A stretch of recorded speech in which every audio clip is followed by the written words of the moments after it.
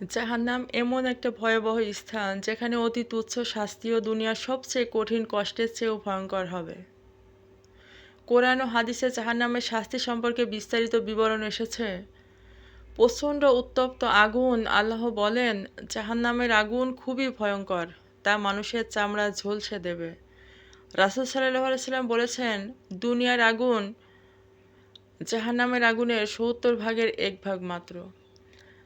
জাহান্নামীদের তৃষ্ণার্ত করে রাখা হবে, কিন্তু তাদের পান করার জন্য দেওয়া হবে খুবই গরম পানি, যা তাদের অন্ত্র, নাড়ি, ভুঁড়ি টুকরো টুকরো করে ফেলবে।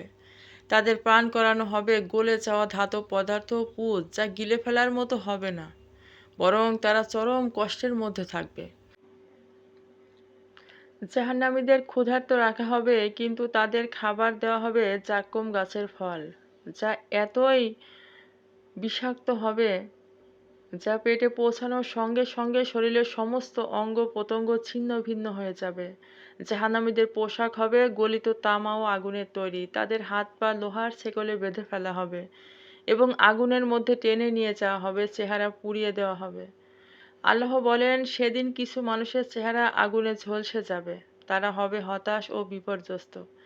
রাসূল সাল্লাল্লাহু আলাইহি সাল্লাম বলেছেন, জাহান্নামের আগুন এত তীব্র হবে যে একবার চেহারা স্পষ্ট করলে মাংস গলে যাবে এবং দাঁত বেরিয়ে যাবে। সবচেয়ে হালকা শাস্তি হবে কেমন, তা হলো আবু তালিব নবী সাল্লাল্লাহু আলাইহি সাল্লামের চাচা, যিনি ঈমান আনেননি। এজন্য সবচেয়ে হালকা শাস্তি নির্ধারণ হবে, তার পায়ের নিচে অগ্নির টুকরা রাখা হবে, যা এত উত্তপ্ত হবে তার মস্তিষ্ক পর্যন্ত ফুটতে থাকবে। জাহান্নামীরা কখনো মরবে না, বাঁচবেও না। জাহান্নামের শাস্তি হবে চিরস্থায়ী।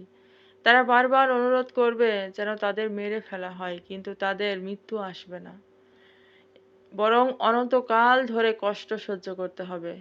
কিভাবে বাঁচা যাবে? তওবা ও ইস্তেগফার করা, নামাজ পড়া, আল্লাহর আদেশ মেনে চলা, অন্যায় পাপ না করা, সত্য কথা বলা, অন্যকে অন্যায় থেকে বাঁচিয়ে রাখা, গরিব অসহায়কে সাহায্য করা, দান সাদকা করা,